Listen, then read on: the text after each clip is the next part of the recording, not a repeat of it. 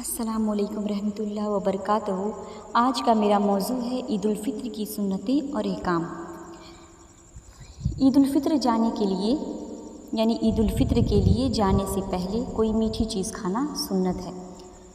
حدیث ہے اس کی کہ حضرت انس بن مالک رضی اللہ تعالیٰ عنہ فرماتے ہیں کہ رسول اللہ صلی اللہ علیہ وسلم عید الفطر کے دن کھجورے کھائے بغیر عیدگاہ کی طرف نہیں جاتے تھے، نبی کریم صلی اللہ علیہ وسلم تاک کھجورے کھاتے تھے۔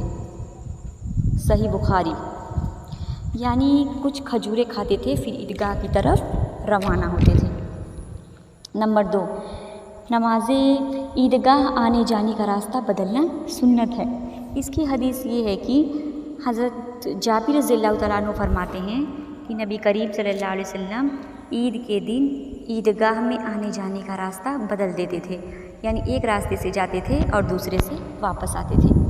صحیح بخاری۔ نمبر 3، نماز عیدگاہ کے لیے پیدل جانا اور واپس آنا سنت ہے۔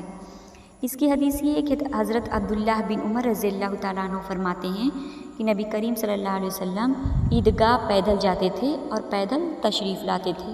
سنن ابن ماجہ۔ نمبر 4، نماز عید کے لیے اذان ہے نہ اقامت ہے۔ حضرت جابر رضی اللہ تعالیٰ عنہ فرماتے ہیں میں نے رسول اللہ صلی اللہ علیہ وسلم کے ساتھ کئی مرتبہ عیدین کی نماز اذان اور اقامت کے بغیر پڑھی۔ صحیح مسلم۔ عیدین کی نماز میں نہ اذان کہی جائے گی نہ اقامت۔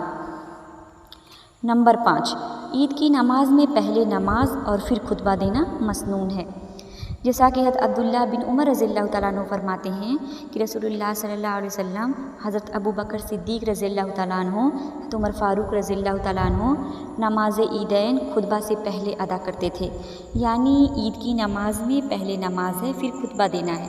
بخاری و مسلم۔